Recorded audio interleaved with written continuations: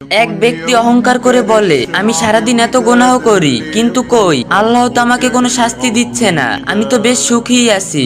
সবাই ফুল ভিডিওটা মনোযোগ দিয়ে শুনবেন এবং সাহাবের নিয়তে ভিডিওটা শেয়ার করে অন্য ভাই বোনদেরকেও জানার সুযোগ করে দিবেন। হযরত শোয়েব আলাইহিস সালামের যুগে এক ব্যক্তি অহংকার করে বলতো, আমি তো সারাদিন এত গুনাহ করি, আল্লাহর হুকুম অমান্য করি, কিন্তু কই আল্লাহ তো আমাকে কোনো শাস্তি দিচ্ছেন না, আমি তো বেশ সুখী আছি। আল্লাহ তাআলা তখন হযরত শোয়েব আলাইহিস সালামকে ওহির মাধ্যমে জানালেন, হে শোয়েব, ওই লোকটিকে গিয়ে বলো, সে মনে করছে আমি তাকে ধরছি না, অথচ আমি তাকে অনেক আগেই কঠিন শাস্তি দিয়ে দিয়েছি, কিন্তু সে এতটাই গাফেল যে নিজের শাস্তির কথা সে নিজেই জানে না। তাকে উদাহরণ দাও, একটি নতুন হাড়িতে সামান্য কালি লাগলে তার সাথে সাথে বোঝা যায়, কিন্তু সেই হাড়িটি যখন পুড়তে পুড়তে কয়লার মতো কালো হয়ে যায়, তখন তাতে শতমক কালি ঢাললেও নতুন করে আর কিছু বোঝা যায় না।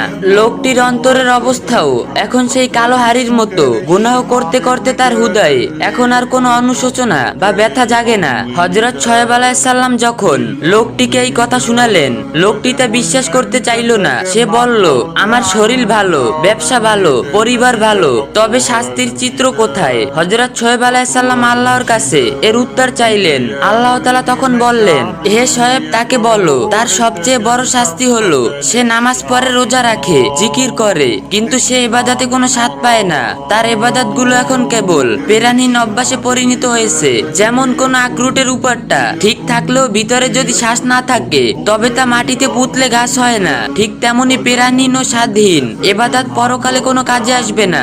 আমরা যদি ইবাদতে প্রশান্তি না পাই, তবে বুঝতে হবে আমাদের কোনো না কোনো গুনাহের কারণে আল্লাহ আমাদের উপর অসন্তুষ্ট। সিজদা করার তৌফিক পাওয়াটা বড় কথা নয়, সিজদায় আনন্দ পাওয়াটাই আসল সফলতা।